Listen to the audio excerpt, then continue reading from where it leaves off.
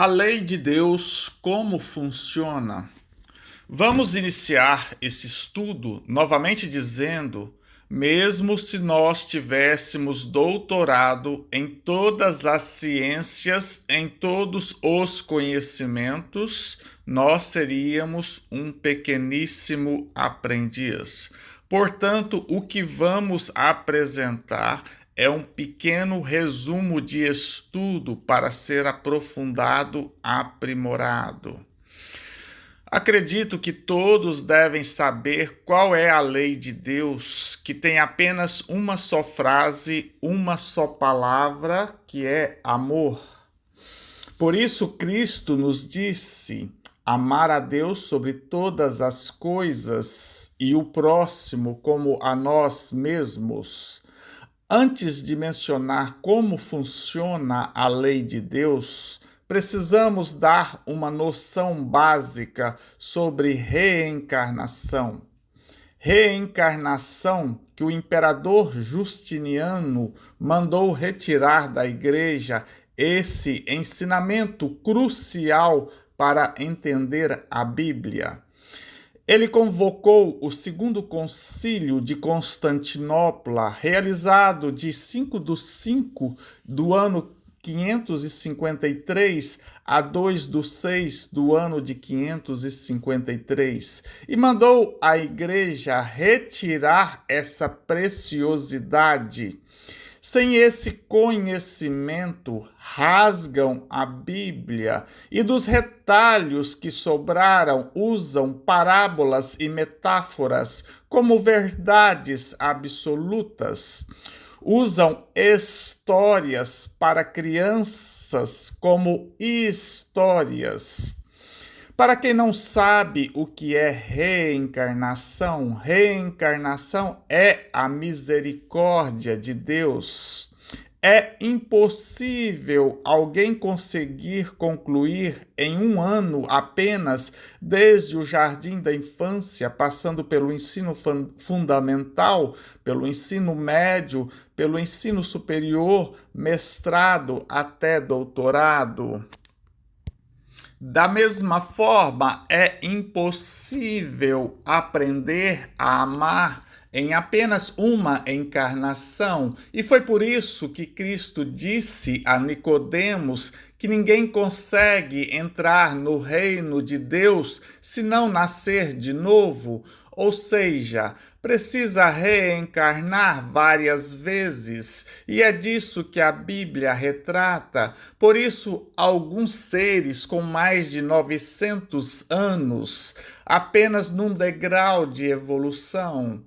Através das reencarnações, podemos esquecer os erros do passado, nossas inimizades e, consequentemente, fazer as pazes com nossos inimigos, bem como um dia vamos aprender a amar. E é por isso que Cristo disse: nenhuma ovelha será perdida. A Bíblia trata essencialmente da evolução espiritual, desde a criação do Espírito até a sua interligação com o Criador, ocorrida com João, o chamado Batista.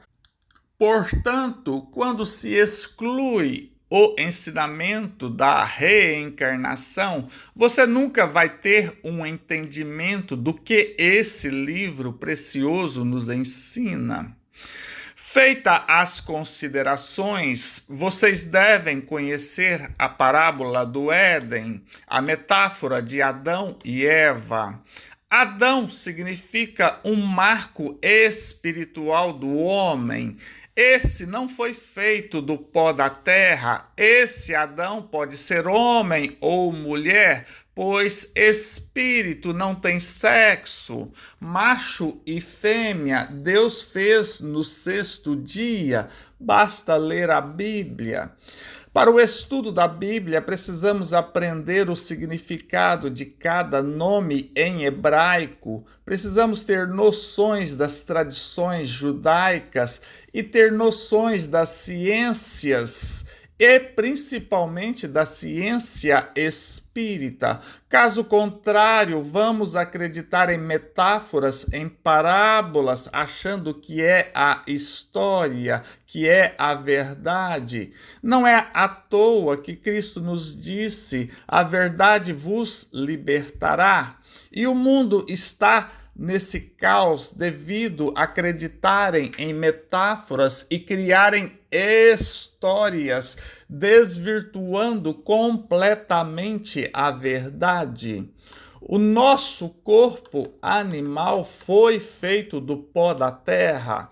Temos aproximadamente 65% de oxigênio, 18% de carbono, 10,2% de hidrogênio, 3,1% de nitrogênio, uma pitada de cálcio para os nossos ossos e dentes, 1,6%, 1,2% de fósforo, 0,5% de potássio e enxofre, e percentuais menores de sódio, magnésio e cloro, atingindo 99,95%. Temos mais 12 elementos químicos no nosso corpo, que correspondem com 0,05%. De 118 elementos químicos conhecidos, nosso corpo é formado por 23 elementos químicos, sendo que os gases oxigênio, carbono, hidrogênio e nitrogênio correspondem aproximadamente com 96,3%. E o pó não é o ar com uma porção de terra. Portanto, cientificamente, nosso corpo foi feito do pó da terra. Como o feto é 100% água, até o nascimento, esse nível de água cai para aproximadamente 80%, na fase adulta 70% e na velhice 50%. Portanto, quando Cristo fala a Nicodemos que a carne é nascida da água, cientificamente isso é comprovado e é uma grande metáfora, um grande equívoco traduzir o texto bíblico que nascido da água é batismo. Mas como rasgam a Bíblia, retirando o ensinamento da reencarnação, criam fantasias. Por isso Cristo foi duro contra os saduceus. Errais, não conhecendo as Escrituras. Da mesma forma, estamos sendo muito duros para os que ainda continuam no erro. Errar é humano, mas continuar eternamente no erro é burrice. Pregar o erro ao invés da lei de Deus, isso é errado. Não podemos permanecer calados. Se as igrejas se dizem cristãs, devem pregar as palavras de Cristo, pregar a verdade e não o que o imperador mandou repassar para os cristãos. Os elementos químicos que citamos sem a ação de uma inteligência suprema pode ter vida? Pode raciocinar? Ter inteligência? Pode uma mesa andar sozinha, produzir sons? Foi isso que levou Kardec a codificar a ciência espírita. Precisa de algo além da matéria para fazer a matéria movimentar, fazer a matéria apresentar inteligência. E é por isso que a ciência espírita define Deus como inteligência suprema e causa primária de todas as coisas. Quero deixar claro que vejo o Espiritismo como o próprio codificador. O próprio Allan Kardec escreveu no livro O que é o Espiritismo, que, entre outras coisas, ele escreveu: O Espiritismo era apenas uma simples doutrina filosófica. Foi a Igreja quem lhe deu maiores proporções, apresentando-o como inimigo formidável. Foi ela, enfim, quem o proclamou nova religião. Foi um passo errado, mas a paixão não raciocina melhor. O Espiritismo é uma ciência que trata da natureza, origem e destino dos espíritos, bem como de suas relações com o mundo corporal. E os espíritas, na grande parte, esqueceram das ciências e aficionaram apenas nas informações trazidas por Kardec, apenas nas informações trazidas pelas comunicações espirituais, nos livros espíritas, e esqueceram de utilizar essa ferramenta para decifrar a lei que está na Bíblia. Por isso, Kardec profetizou que foi um passo errado transformá-la em religião.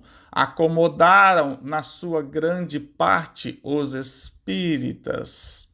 A ciência espírita não é só primordial para as religiões, mas é primordial para muitas ciências, principalmente as ciências humanas. No entanto, os religiosos abandonaram as ciências e vivem num mundo ilusório, um conto de fadas, onde a nossa realidade é totalmente outra. E é por isso que a violência e o caos se instalaram em todo o nosso planeta. Voltando ao nosso estudo, o Adão espírito vem do sopro de Deus. O que é sopro de Deus? Vento dito por Jesus a Nicodemos, palavra de Deus. Toda vez que nós falamos, nós sopramos. Se não falaríamos, sim! E para falar é preciso pensar, raciocinar, precisa de uma inteligência. Caso contrário, seremos um papagaio que imita outros sons. Mas onde está o sopro de Deus, a palavra de Deus? O nascimento de Adão inicia-se muito lá atrás. Como exemplos, representamos: preciso de mais filho, como também preciso de oportunidade de trabalho para meus filhos possam evoluir. Aí temos a formação de mais um sistema solar. Não é à toa que quando tem o nascimento de uma criança, dizem, fulana deu à luz. Em Gênesis está escrito, e disse Deus, haja luz, e houve luz. Ou seja, haja novas vidas, e foram criadas vidas, novos espíritos. Esse é o sopro de Deus. O que é a luz? O que é o pensamento? O pensamento é uma onda eletromagnética e a luz também é um tipo de onda eletromagnética. Do pensamento de Deus criam novos espíritos e esses agem para a formação da matéria. Essa criança nascida agora precisa de um berço para repousar. Então Deus prepara o berço, uma expansão e separação das águas, da massa solar e em local específico um novo planeta dentro do sistema solar. Da mesma forma, no feto há a reprodução e depois as divisões celulares e temos o sistema solar. No ajuntamento das águas, força de atração e repulsão, foi criado a terra. Da mesma forma, os órgãos do nosso corpo humano, sendo que essa água do ajuntamento é o fluido cósmico universal definido pela ciência espírita.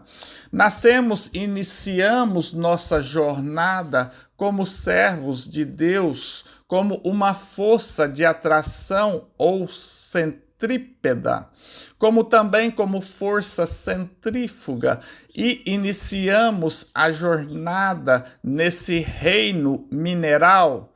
Lembre-se de Pedro: sobre essa rocha edificarei minha igreja. Formando a terra, mar, está lá em Gênesis. Não perdemos essa força de atração e repulsão. Atraímos tudo o que pensamos, somos um imã. Por isso Cristo nos disse: quanto mais tem, mais será dado, e quanto menos tem, até o que tem lhe será tirado. Após são-nos dadas condições por Deus, nosso Criador, e se forma o protoplasma, e passamos para o reino vegetal, adquirindo a sensibilidade. Lembre-se que a árvore tem que dar frutos, diversas passagens bíblicas sobre essa árvore. Após Deus nos dá todas as condições e passamos ao reino animal, adquirimos o instinto, e na última fase desse reino animal, somos um animal diferenciado, o animal homem.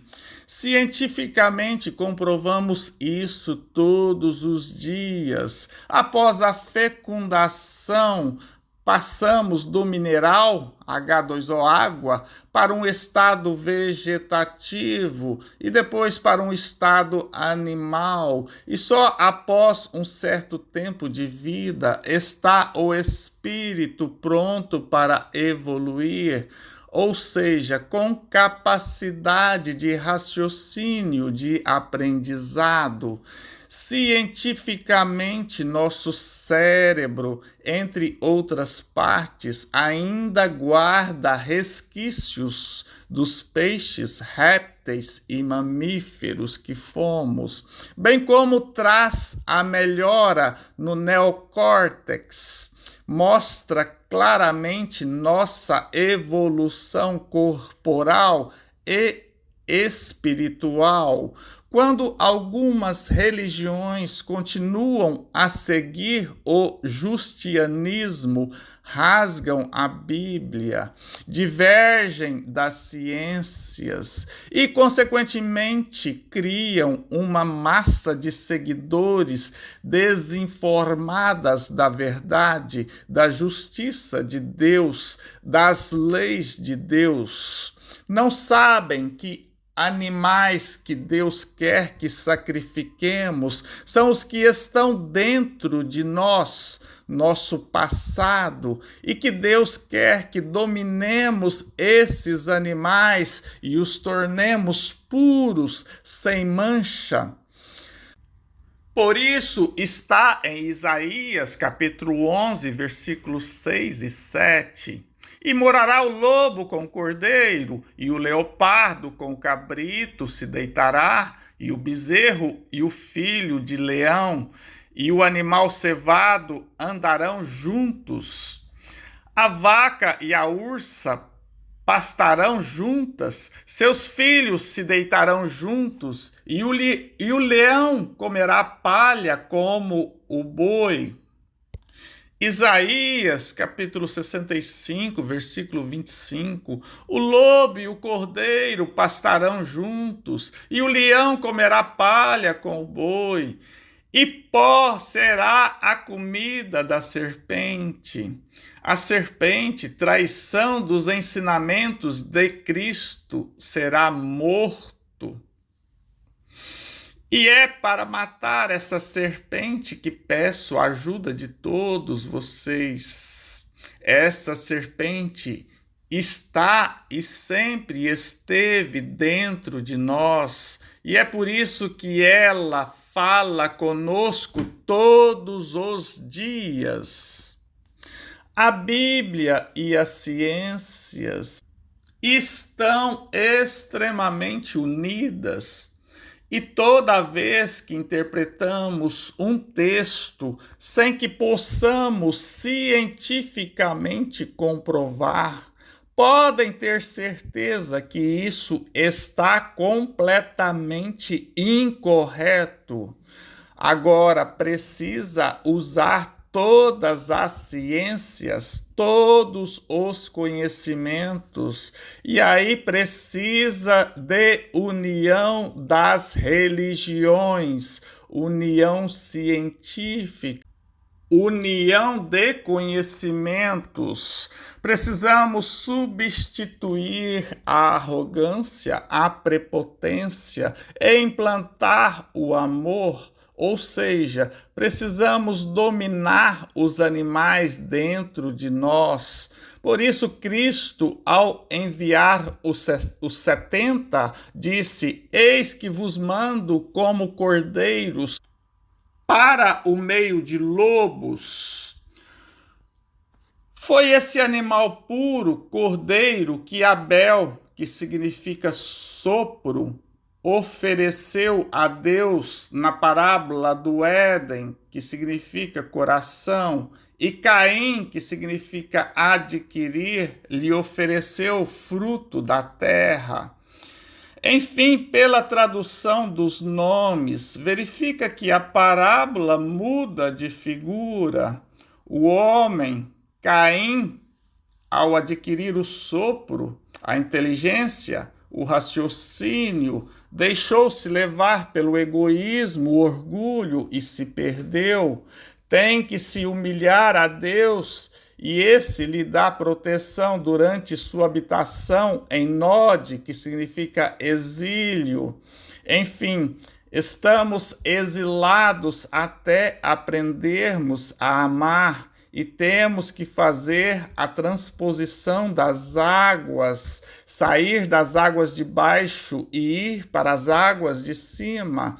E nesse êxodo temos que seguir as ordens de Deus, a lei de Deus. E se não seguirmos corretamente, como Moisés e Elias não seguiu, vamos ser impedidos de chegar à terra prometida, até que sacrifiquemos os animais dentro de nós e ofereçamos um animal sem mancha, um animal puro, uma pomba, vide mikveh, ou batismo, como foi traduzido, e um cordeiro.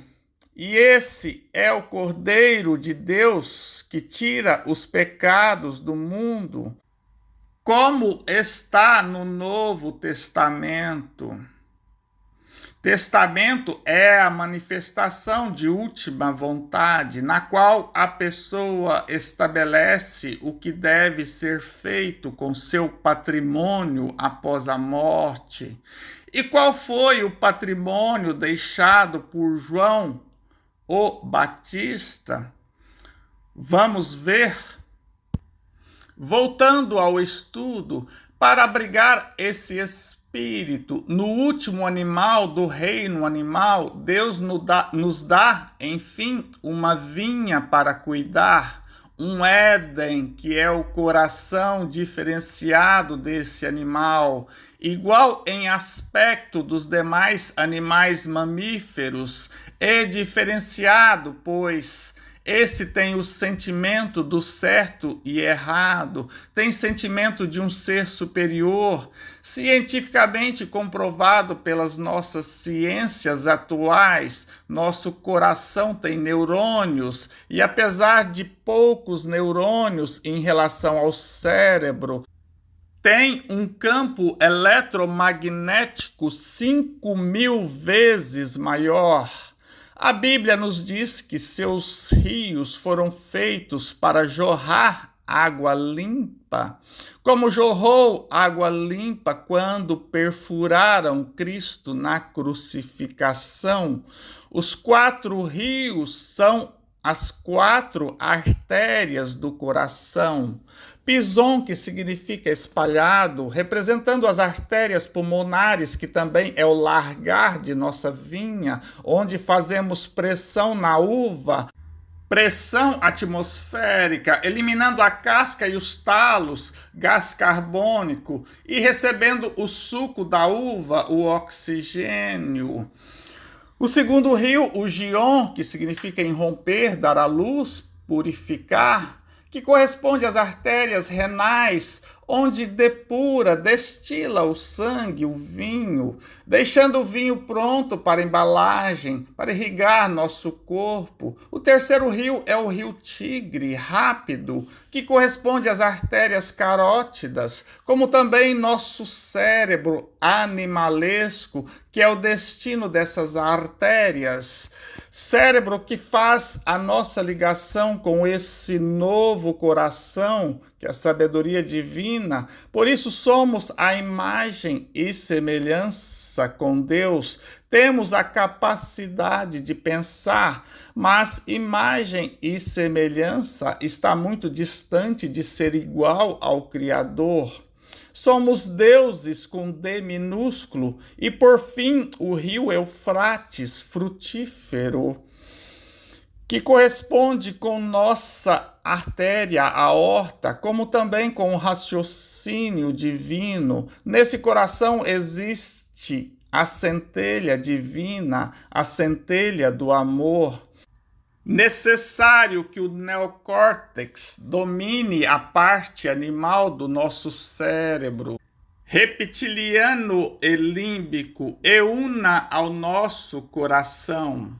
Se olhar na natureza, esses 2 rios, eles se unem, Tigres e Eufrates. Temos que cuidar desse corpo animal para que seus rios não poluam, e temos que interligar esses 2 rios, como também dentro do nosso corpo, essas 2 últimas artérias carótidas e aorta são interligadas. Portanto, essas informações, só com as ciências atuais, incluindo a ciência espírita, para podermos ter a compreensão. E como há mais de 2.000 anos, há mais de 3.000 anos, alguém poderia escrever sobre esses assuntos? Se não existe Deus, se não existe Espírito, como poderia a matéria ter esse conhecimento há mais de 3.000 anos? Ressalta-se mais uma vez que esse coração traz a centelha divina, as noções do certo e do errado, da existência de um Criador e a consciência do bem e do mal. Por isso que quando fazemos alguma coisa errada, nossa consciência nos acusa, nosso coração sente. Temos que unir o coração com o cérebro animal. E para ajudar o Adão, nosso espírito diferenciado, a cuidar desses rios, desse corpo, desse jardim, do coração animal, tirou uma costela e colocou carne, plenamente fala de coração, palavra repetida mais de 1.050 vezes na Bíblia, do coração animal que chegou o seu último estágio de evolução. Deus nos dá a Eva, que significa aquela que dá vida, que é o coração do Espírito, é o raciocínio, inteligência transmitida do Espírito para o corpo e as reações do corpo para o Espírito. Diríamos que seria correspondente ao neocórtex do nosso cérebro. Ganhamos um novo coração e um novo cérebro de Deus para evoluirmos. A Eva também passa a gerar os próximos corpos em que vamos reencarnar. Enfim, a Eva é o perispírito, psicossoma ou corpo espiritual dito pela ciência espírita. É o responsável pela modelagem do nosso corpo e, entre outras funções, pela transmissão da vontade do espírito para o corpo e das sensações do corpo para o espírito. É uma veste para o nosso espírito, é o molde para o nosso corpo. É o MOB, modelo organizador biológico para o parapsicólogo brasileiro de renome internacional. É o corpo bioplasmático para os soviéticos. É o Ka, dito pelos egípcios, corpo astral para os ocultistas, esotéricos e teosofistas. Corpo etéreo para os gregos. Ruach, pela cabala judaica. Kumarupa pelos budistas, Ki pelos chineses, Manumaya Kosha pelos hindus, Aerossoma pelos neognósticos, corpo fluídico pelo filósofo e cientista alemão Leibniz, mediador plástico pelo filósofo inglês Ralph Kudor. É o corpo celeste dito pelo apóstolo Paulo. É a alma para outras religiões cristãs. E a fantasia de muitas religiões dizem que Eva é uma mulher. Santa ignorância. Macho e fêmea foram feitos no 6º dia. Leiam a Bíblia.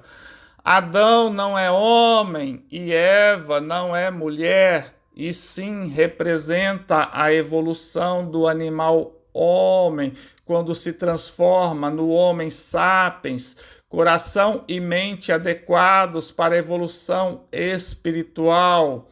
Ressalta-se que o corpo carnal é uma espécie de clone da nossa Eva, e é por isso que Cristo nos disse: a carne para nada presta.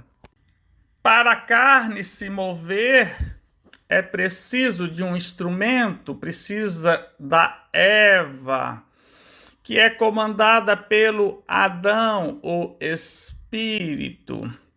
A Eva é o instrumento, a ligação do espírito para com a carne, bem como a Eva é que modela o nosso corpo e os nossos próximos corpos nas nossas próximas reencarnações. Enfim, a Eva é a veste do espírito. E o corpo é a veste da Eva.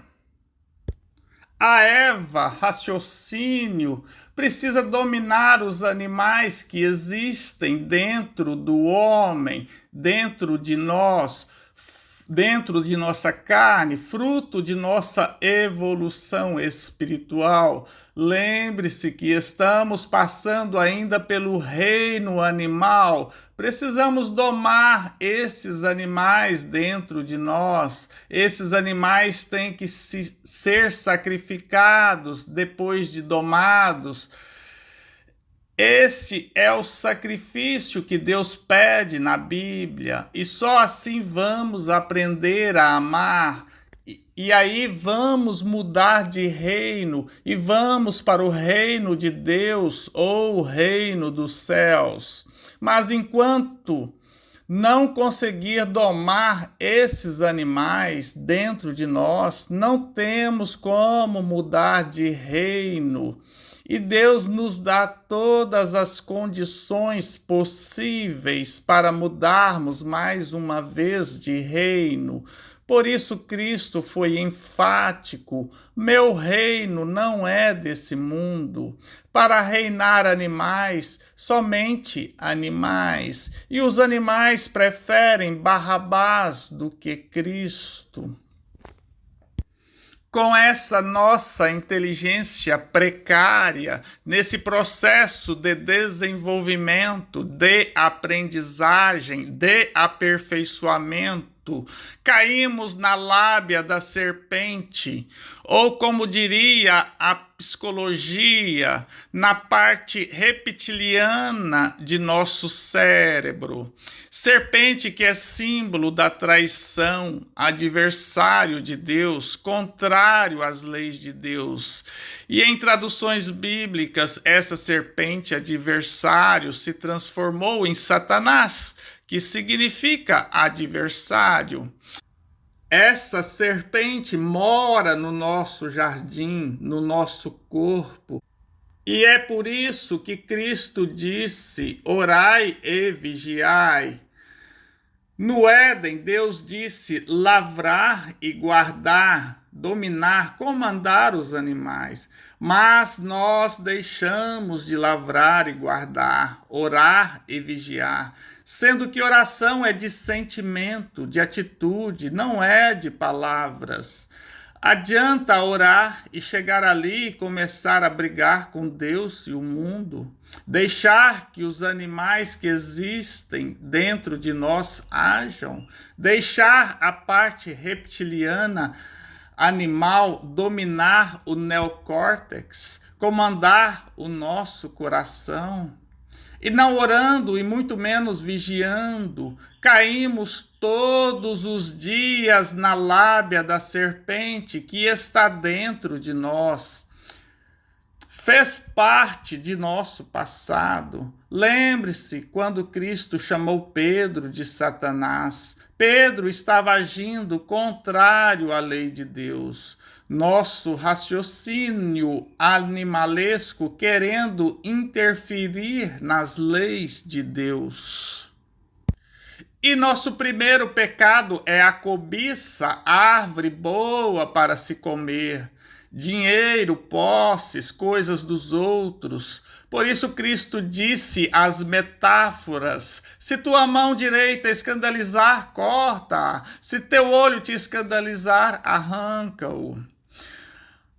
O segundo de nossos pecados é a idolatria, árvore agradável aos olhos. Idolatria, cantor, cantora, jogador, jogadora, ator, atriz, político, a juiz, time de futebol, influencer digital, a moda de agora, né? Abandonamos Deus, a lei do amor, para seguir esses nossos ídolos, esses nossos deuses. Se esses deuses pudessem trazer coisas úteis para a nossa evolução espiritual, poderíamos, de certa forma, admirá-los, mas, infelizmente, na maioria absoluta, não trazem nenhum ensinamento divino. Pelo contrário, perdem a oportunidade preciosa que têm e se complicam para as próximas reencarnações. O terceiro de nossos pecados é a vaidade, árvore desejável para dar entendimento.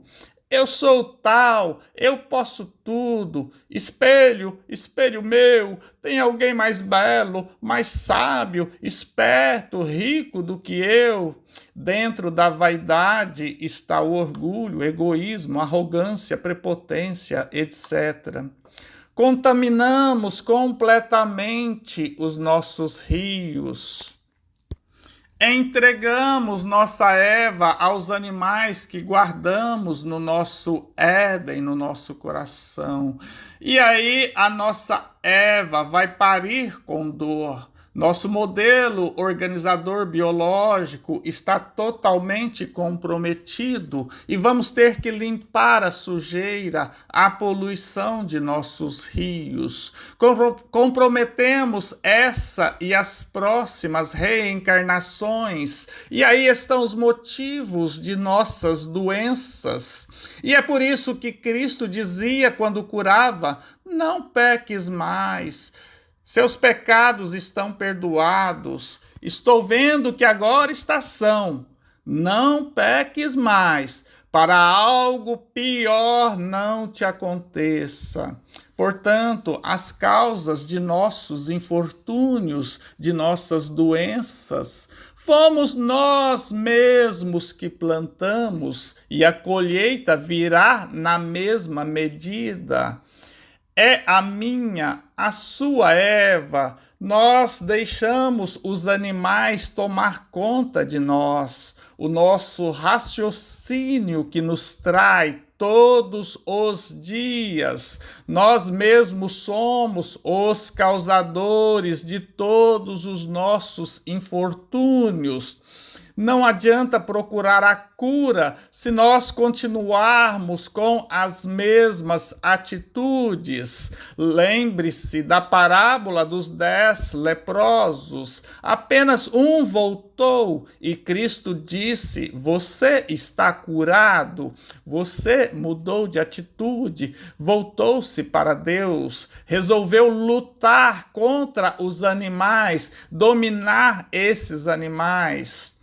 Leia a Bíblia. Esses animais que Deus quer que domemos, nosso passado ainda guarda resquícios dentro de nós e temos todas as condições de dominá-los. E o que é Cristo? Como Cristo é gerado? Por que Cristo morreu e seu corpo sumiu? Por que Cristo dizia: eu sou a luz do mundo, eu sou a porta, ninguém vem ao Pai senão por mim? Por que ele foi tão maltratado, injustiçado? Por que bateram tanto nele, cuspiram, colocaram uma coroa de espinho, humilharam, fizeram carregar uma cruz e nessa cruz o pregaram? Ora, há injustiça na lei de Deus para uma pessoa sem nenhum crime, para ela ser tão judiada, maltratada assim? Poderia Deus permitir que uma pessoa sem pecado pudesse receber aquilo que não plantou? Enfim, quando se planta um pé de melancia, pode colher espinhos. Por que Cristo se dizia filho do homem? Aí eu pergunto aos espíritas: um espírito puro precisa reencarnar? Precisa passar por provas e expiações? Questão 113 do Livro dos Espíritos responde. 170, 187, 187A, 188 complementam e responde o que vamos apresentar. A primeira passagem bíblica de Jesus é que ele não foi gerado pela carne. Da mesma forma, Eva não foi gerada pela carne. Só essa resposta bastaria para responder o que é Cristo. Mas temos ainda a passagem de Cristo antes do batismo de João. Está no Evangelho de Lucas, que diz que com 12 anos na Páscoa, Cristo se sobressaiu diante de sacerdotes. Sua mãe foi reprimir e ele disse: por que é que me buscáveis? Não sabeis que me convém tratar dos negócios de meu pai? O que representa essa passagem? De acordo com o Talmud, que é as tradições orais judaicas, um menino torna-se adulto com 13 anos e um dia, independente do fato de ter ou não atingido a puberdade. Como as meninas amadurecem mais cedo, o Bat Mitzvah, celebração de sua maioridade religiosa, é comemorada aos 12 anos.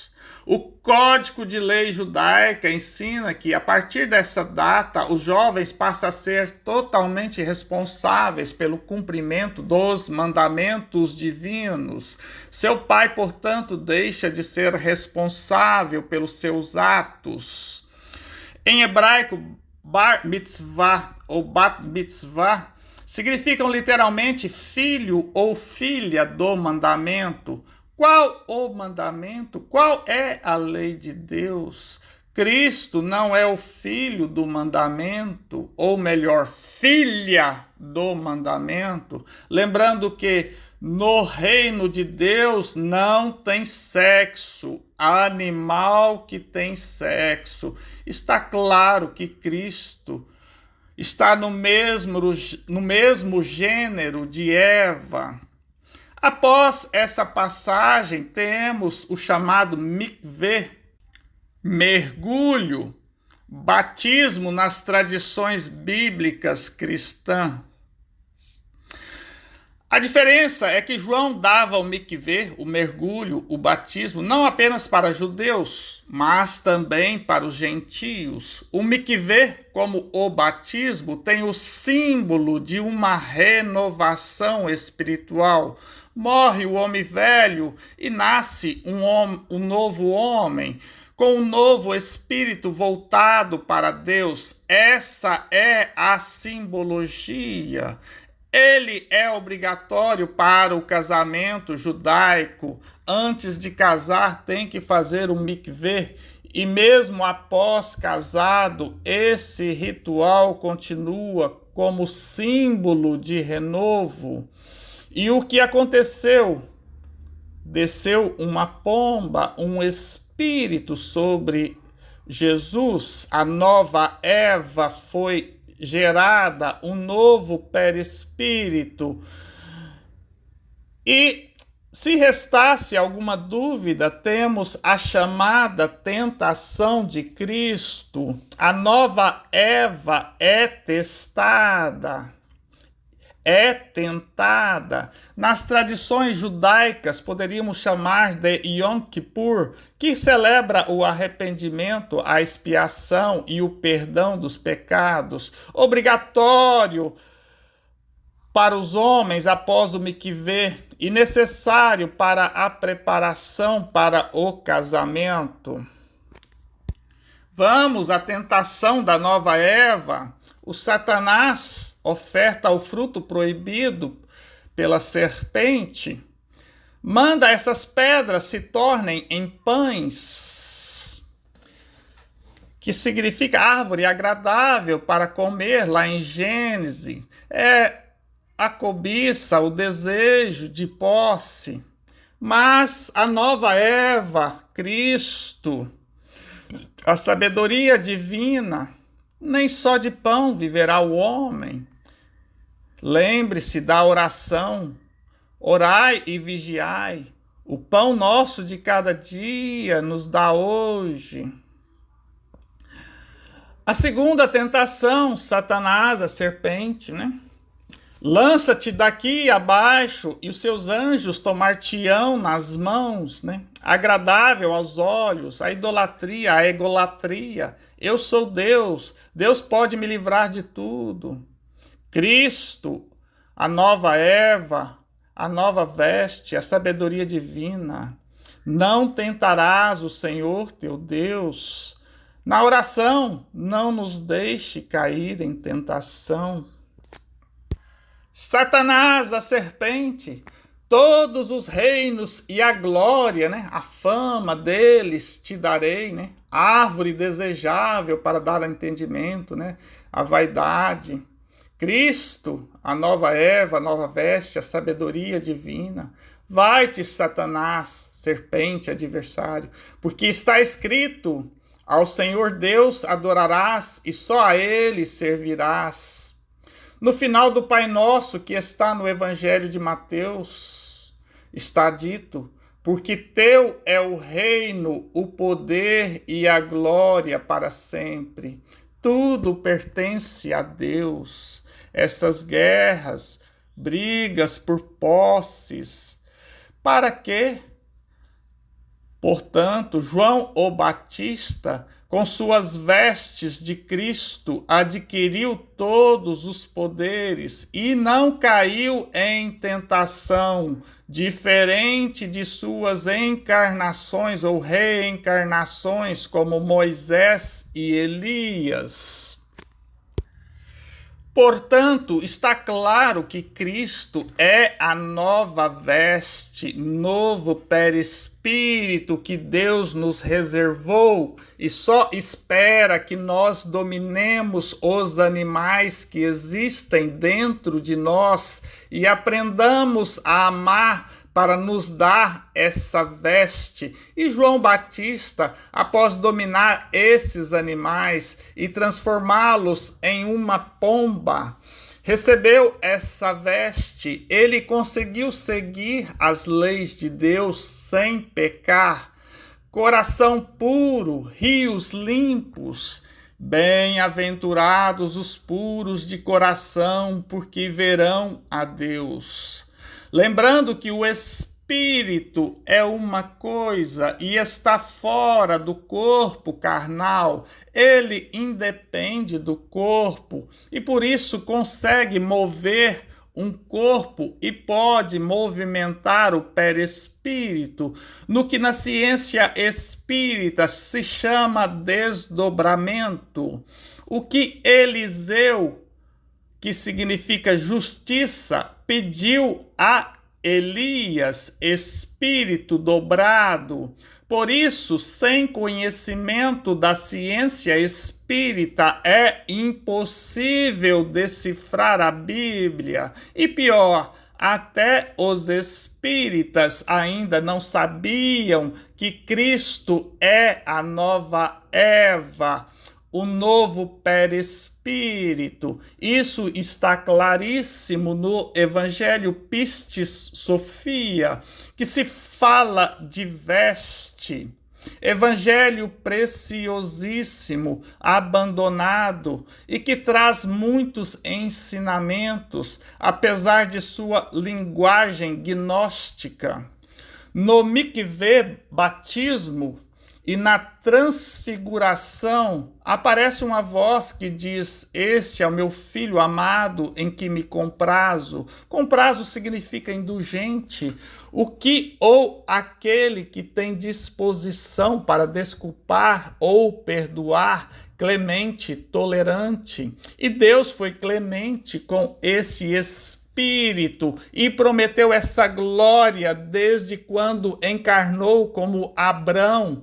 O início de sua redenção passou por Moisés, por Elias, e só como João o Batista conseguiu aprender a amar, e a promessa feita a Abrão se cumpriu quando reencarnou como João o Batista. Isso está claro no Evangelho. Vosso pai Abrão muito se alegrou, pois veria o meu dia, e ele viu e ficou feliz. João 8,56. Lembre-se da alegria de João na barriga de sua mãe quando Maria chegou. Lucas 1,44. O amigo que presta serviço ao noivo e que o atende e o ouve, encheu-se de alegria quando ouve a voz do noivo. Esta é a minha alegria que agora se completa. João 3,29. Abrão, símbolo da cobiça, deitou com a serva e deu sua mulher com medo de morrer. Conseguiu matar a serpente da cobiça. Vamos, Deuteronômios 34:10. Em Israel nunca mais se levantou, nascido, profeta como Moisés, maior que ele, a quem o Senhor conhecera ou conhecerá face a face. Vamos em Lucas 7:28. E eu vos digo que entre os nascidos de mulheres não há maior profeta que João o Batista. O menor no reino dos céus é maior que ele. Esse é o Elias que havia de vir. Portanto, nesse versículo, entre outros, está dito claramente que, além de João Batista ser reencarnação de Elias, também é de Moisés. Mas tem muitas outras passagens da Bíblia que deixam claro isso. Desde Lameque, que significa aflito, né? Lameque de Caim, que significa adquirido, que matou o varão por lhe ferir, né? O pecado de Moisés, feriu a pedra. E o que é pedra? Sob essa pedra edificarei a minha igreja. Ou seja, Moisés implantou suas leis pessoais, como olho por olho, dente por dente, se passando como lei de Deus. E é o mesmo que estão fazendo com a lei de Deus ao tirar o ensinamento da reencarnação. Por isso veio as cruzadas, a Inquisição, e hoje temos as pessoas sem nenhum conhecimento das leis de Deus. Lameque também matou um jovem, né, que é o Elias, por me pisar.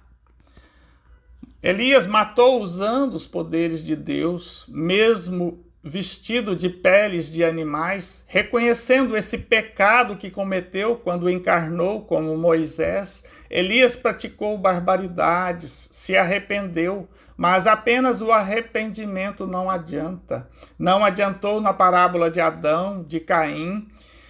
É uma tremenda ilusão dizer que se arrepender basta. É o começo da redenção, mas tem que pagar até o último ceitil.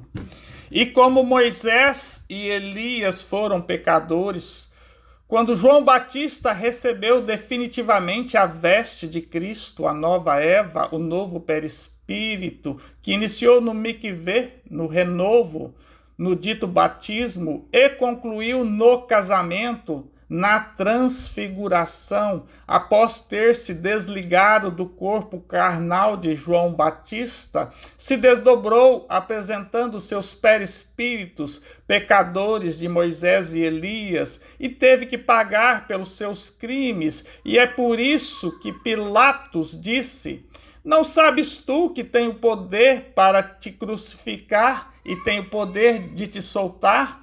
E Cristo respondeu: nenhum poder terias contra mim, se de cima não te fosse dado, quer dizer, não fosse permitido por Deus. Enfim, Cristo, né, a veste do Espírito de João Batista, quis dizer: fui julgado pela justiça divina que está dentro do meu coração quando fui pecador, e tenho agora que pagar até o último ceitil. Cristo é a veste, a nova Eva, o perispírito dos que já estão puros de coração. Por isso não adianta procurar Cristo no deserto, dentro de casa, escondido atrás da porta. Quando e que horas ele vem? Depende de quem marcar a hora e o lugar. Depende de você, depende de mim. Nem todo aquele que diz Senhor, Senhor, entrará no reino dos céus, mas aquele que faz a vontade de meu Pai que estás nos céus. Muitos me dirão naquele dia: Senhor, Senhor, não profetizamos nós em teu nome, e em teu nome não expulsamos demônios, e em teu nome não fizemos muitas maravilhas. E então lhes direi abertamente: nunca vos conheci. Apartai-vos de mim, vós que praticais a iniquidade. Portanto, mesmo que tenham mediunidade, possam fazer maravilhas, só ganha a veste os que são puros de coração.